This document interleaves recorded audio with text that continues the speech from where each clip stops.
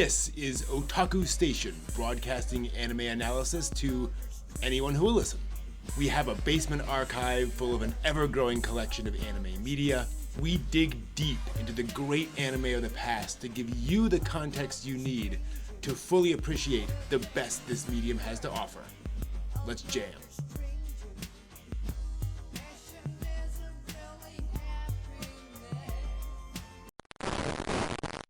Welcome to the broadcast. I hope you're having a good day wherever you happen to be right now. This is Otaku Station, where today we'll be talking about episode 2 of Princess Tutu.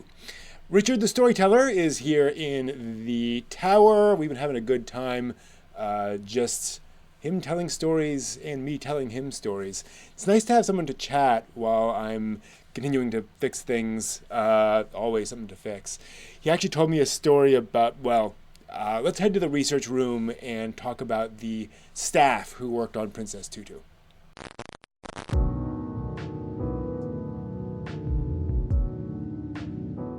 Alright, let's talk about the director of Princess Tutu, Junichi Sato. He has worked on a shockingly wide range of anime series for children, adults, and otaku. We're talking magical girl, mecha, slice of life, kind of you name it. If there's a theme to his work, it's how well he portrays the difficulties the children face, and kind of sensitively understanding that being a kid can be hard sometimes. And we'll get back to that in a little bit. He first started directing anime at age 24, very, very young. He was the original plan director for Kiki's Delivery Service, but that fell through. We don't know exactly what happened, and we probably never will. He then moved on to directing, for example, Sailor Moon, where he worked on planning, character settings, and changes from the manga, adapting it for television. Then from there, he moved on to directing Junkers Come Here, and yeah, it's pronounced Junkers. This is a sort of coming-of-age movie about a little girl dealing with her parents not getting along well with each other. Right, that kind of situation. And boy, if you want an example of sensitively portraying the difficulties children face, this is that movie. Also worked on Evangelion, by the way, in return for Hideaki Anno, the director, helping to key and storyboard Sailor Moon. So it's kind of a quid pro quo there of, hey, if you'll help me with Sailor Moon, I'll do some work with you on Evangelion. Kind of crazy. He was a storyboarder on Revolutionary Girl Utena.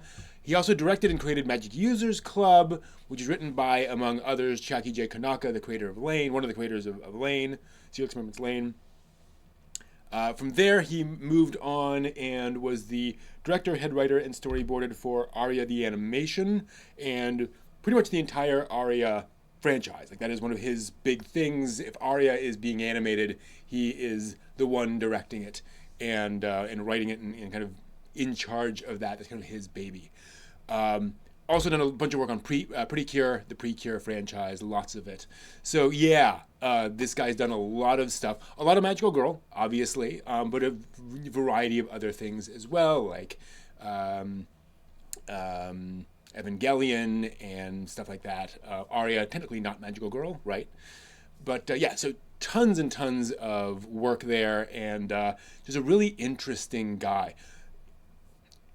I would definitely recommend Junkers Come Here as another window into his work and really representative of the kind of themes that he works with, if you want to track that down. Anyway, that is Junichi Sato. Hope you found that helpful. Welcome back. I hope you found that useful. Quick update. I was talking to Richard and asked him about where he came from, and he got kind of quiet.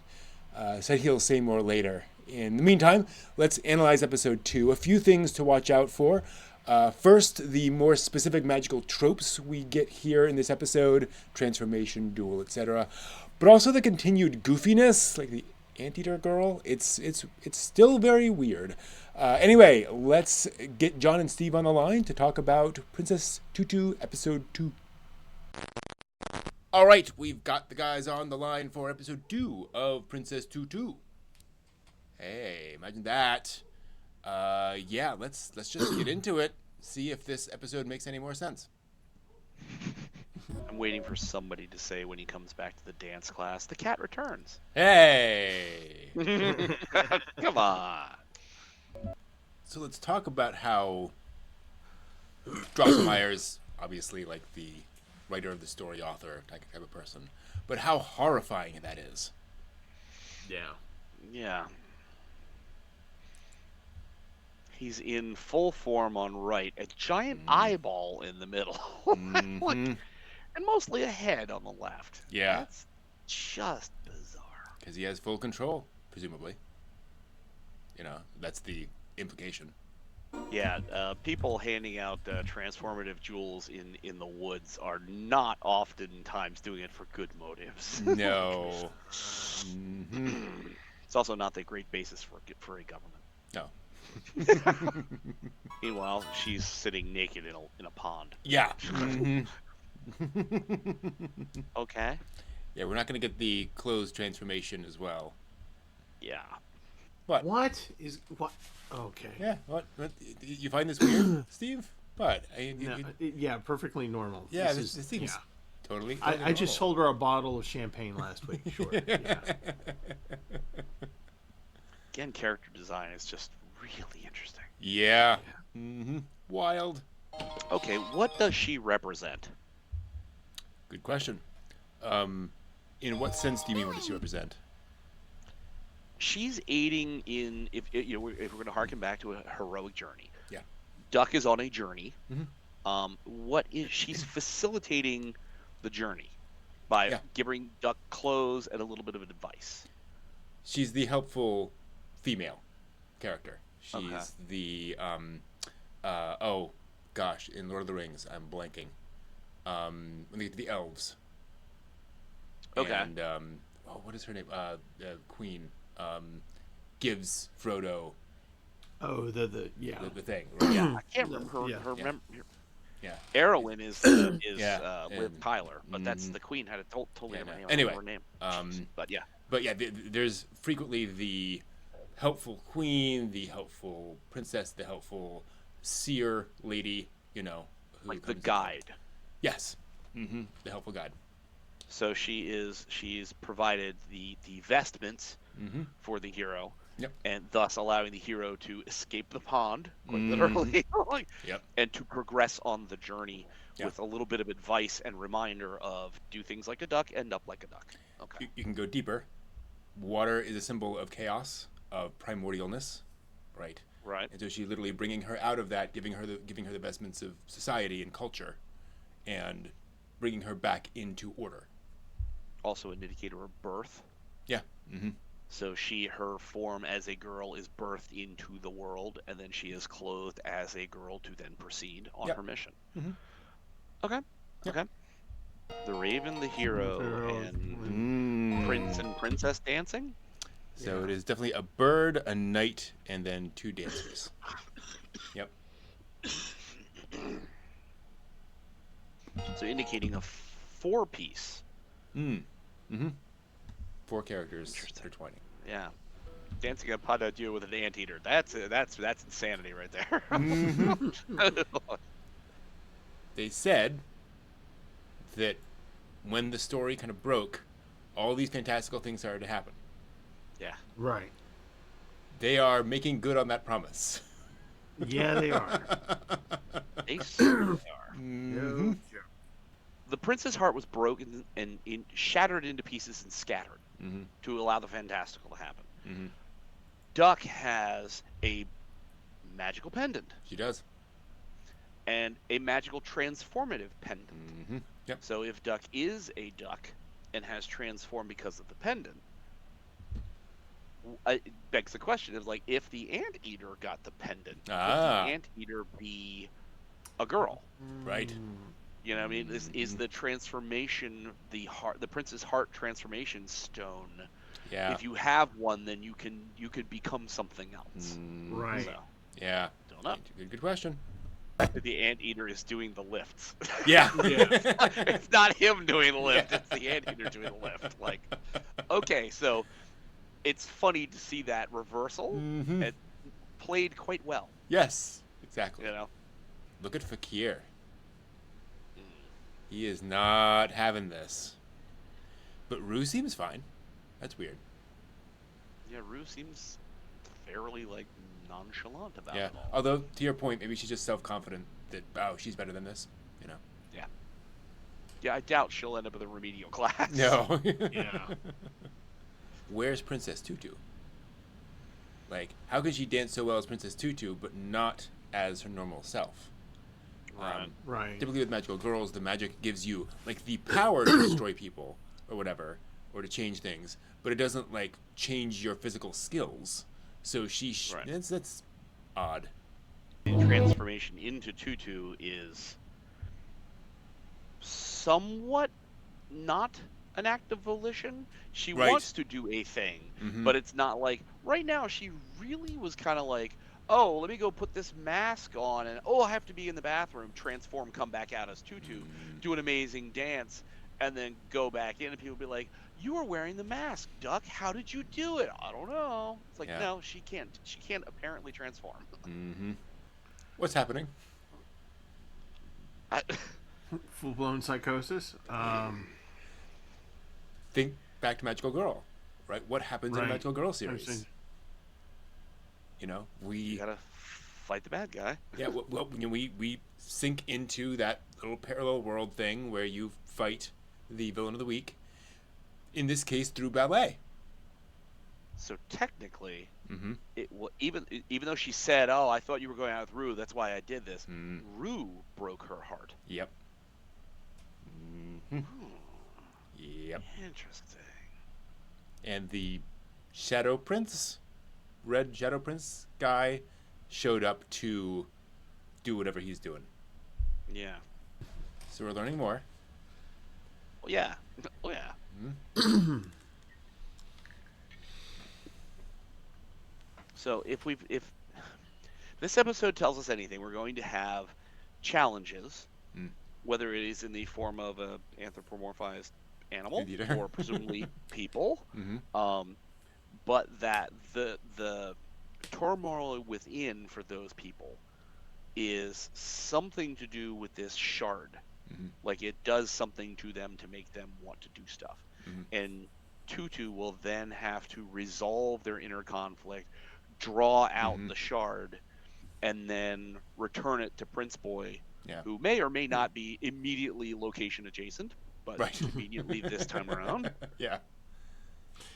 Well, this is basically, you know, we mentioned Inuyasha earlier Inuyasha, for song, yeah. but this is Shikanju, all Right. right? So Yep. this is, so whenever something happens to a person or anthropomorphic person, then this part of the prince's heart takes advantage of that hole and goes in there and makes a home. So she is obviously hunting down the pieces of the prince's heart and giving it to him. Yep. And so we don't know how many pieces are out there, but basically Probably once his 25. heart is yes, that's right. 25 of says yes. Yeah. So once his that's the driving thing. Okay, we're trying to make the prince's heart whole. But if we make the heart whole, does the raven get released? Now at this point is Fakir not wanting the raven to be released, so he is actually monitoring the prince and saying, okay, you can't have these things because if this happens, then the raven is released. The apocalypse. Yep. So the apocalypse, right? And so, you know, again, we kind of have to figure out who the raven is. If it's not Fakir, then is it Rue? Who is going to be the raven? Yep. So I like the idea that now we've gotten to a place where there has been not simple, but an explanation of going, Yeah.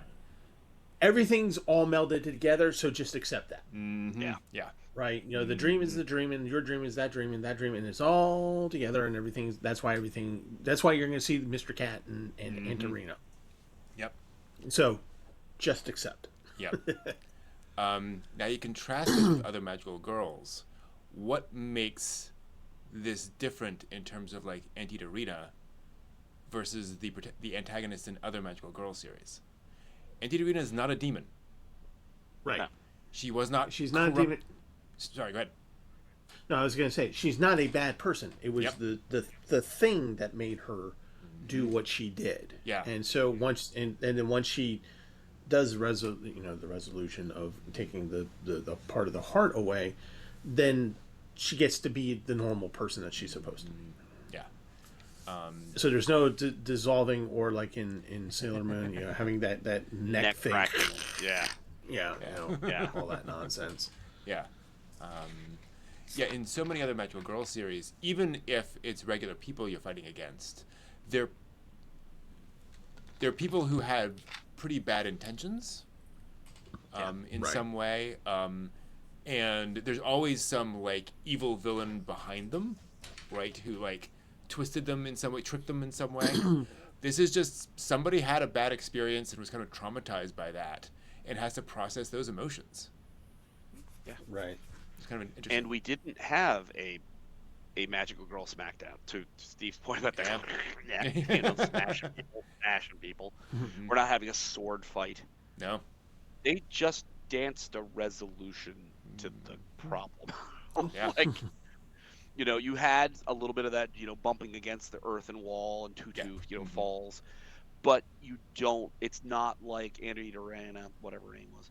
It's not like she came out claws first, just started slashing at Tutu, to that and then point, they sort of fought to an end. Just before the fight, she does that in the world. Like, she attacks a tree and does all that, but then as soon as we get to the dance, no, all of that's gone. Yeah, the only sort of violence on person is when she slapped Muta. Yeah. Mm-hmm. And it's like she took her frustrations out on a tree and dirt, and then a dirt wall and spinning around. Yeah. But then the fight was actually coming together to sort of offering a path of resolution, and then dancing that solution to the problem and drawing out of her the hurt that was causing her the problem. And it's like, that's a far different Magical Girl solution than the smash and bash that I'm accustomed to. And I thought this was weird until somebody pointed out to me, what is dance supposed to be? Visualized emotion. Yeah. Right? That's the whole point of dance. So that's it does fit as a metaphor. Interpretive. It's interpreting their feelings and getting it out in dance form. Yep. It's like a monkey knife fight, but beautifully choreographed. Exactly. What? Yeah. So we have a somewhat better idea of where the story is going now, or at least we understand what the structure is. To your point, Steve. Like, okay, this is the idea. Welcome back. I hope you found that useful. Richard did open up. Of course, he's a storyteller, so perhaps not surprising he wants to tell a story about himself. Turns out his parents were always kind of sickly, and they always told stories to him as a child. He said he had a very happy childhood, sitting on his parents' laps listening to these stories, but then they passed away. And he doesn't want stories to disappear, either those or the stories in general of this world. So he travels from place to place, passing on stories and collecting new ones. Sounds like a pretty beautiful life. Anyway, thanks for watching. Till next time, watch more anime.